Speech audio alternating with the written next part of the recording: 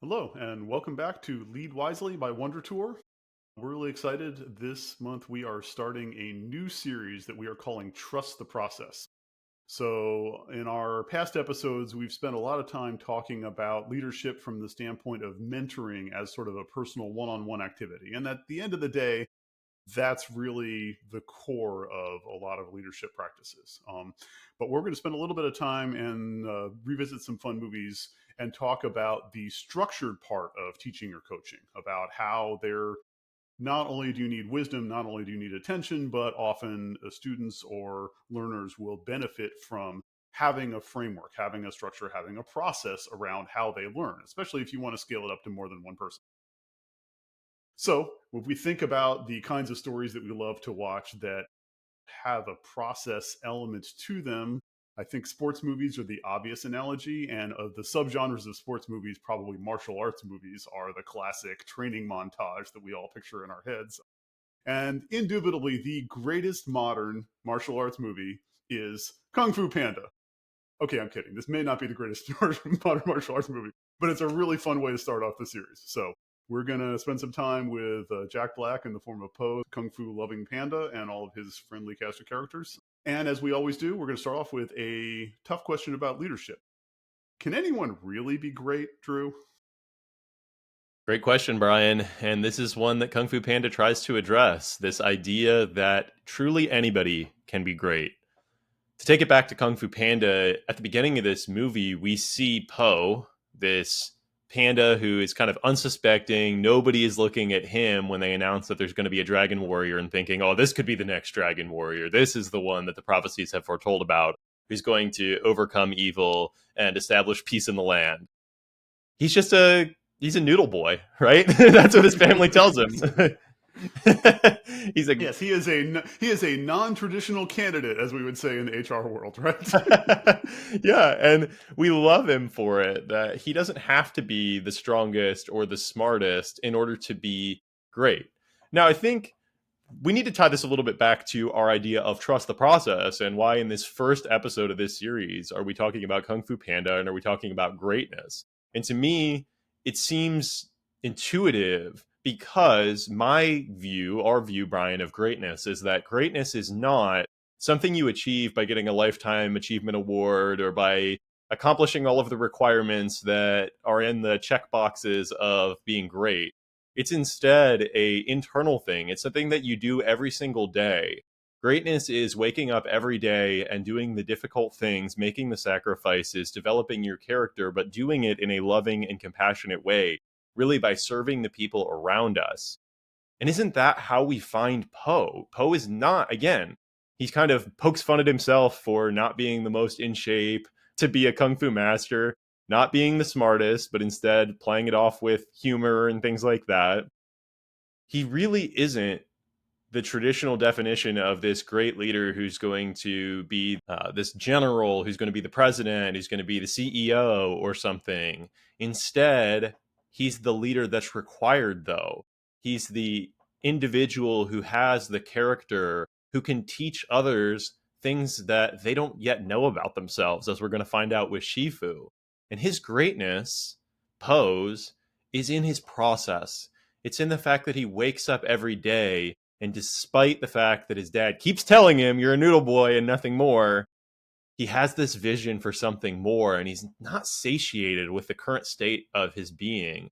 He's not going to be okay with just going to the Dragon Warrior conference or whatever it is to sell to sell noodles. He wants to go to that conference to speak on the stage, to be the one who gets to share and serve other people with his knowledge and with his experience. And to me, that is the story of greatness. It's the everyday pose of the world that each one of us are, that we wake up, we go for a run, we journal, we meditate, we reflect, we prepare our family's food in the morning, we do the difficult things that make other people successful. That is what greatness is all about. And that doesn't rule out being individually great at something oneself, right? And so we see a couple different flavors of this, right? We see there are different things you can be great at. There are different ways of being great at the same thing, and there are also I think the key lesson from the beginning here, right, is that different backgrounds can still lead to greatness. Right. So, like you say, he's the non-traditional candidate. He has some aspirations. He's got some things he's really excited about, and that's, of course, all of us have that, right? Everybody has things that you could dream about. Everybody has the passions that you maybe haven't achieved, or visions of the bigger world that you want to go live in. But he also has the willingness to work for it.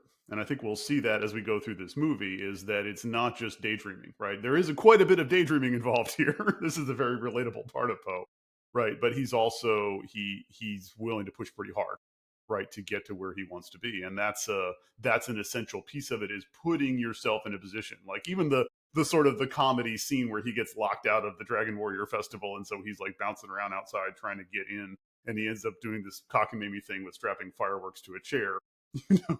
Gets crashes into the scene. Like, it is humorous and unskillful, but incredibly persistent, is the thing that this story is trying to show us, right? Is like, he's not taking no for an answer. Like, he's so excited about this that he's going to batter the door down one way or the other. And that succeeds on one level because it gets him over the wall, but it fails on the another level is because it presents him even more in the light of, like, who the heck are you and what are you doing here? Like, you're such an outlier.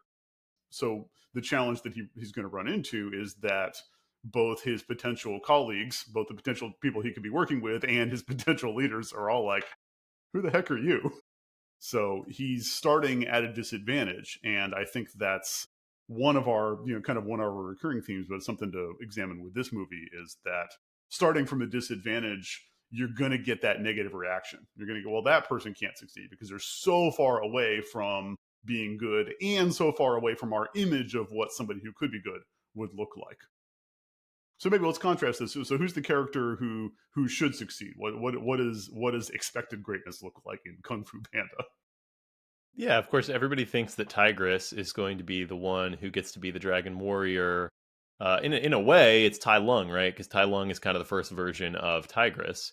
And Right. so we get this expectation, oh, the one who's the strongest, the one who's the most skilled, the one who's the most dedicated, that is the person who achieves greatness. But the challenge that we see specifically with Tai Lung is that he's not focused on others. And so, by the definition that we're establishing of greatness, greatness is a process. Greatness is waking up every day and serving somebody else.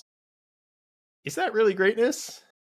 Yeah, yeah. He's focused on competence. He's focused on overcoming. He's focused on proving that he's the best. He's, in the framing of this movie, like, his whole shtick is that they didn't give him the scroll and tell him that he was the ultimate warrior, and so he's going to prove everybody wrong, and he kind of went crazy and whatever. You're right. So, like, he's just got the chip on the shoulder where he just keeps going and keeps going and keeps going, and it's all about him. Then, so he's extremely good at martial arts, and the Tigress character is the one that is the most like him, right? But is kind of a slightly paler shadow copy. And so you're really not gonna, you're not gonna win that way. You're not gonna win by being, like, not quite as focused as the threat, as your competitors, as your enemy, doing the exact same thing that they're doing, but doing it slightly less well, or with slightly less commitment. You have to, as these movies love to tell us, right? The alternate path is often the wiser path.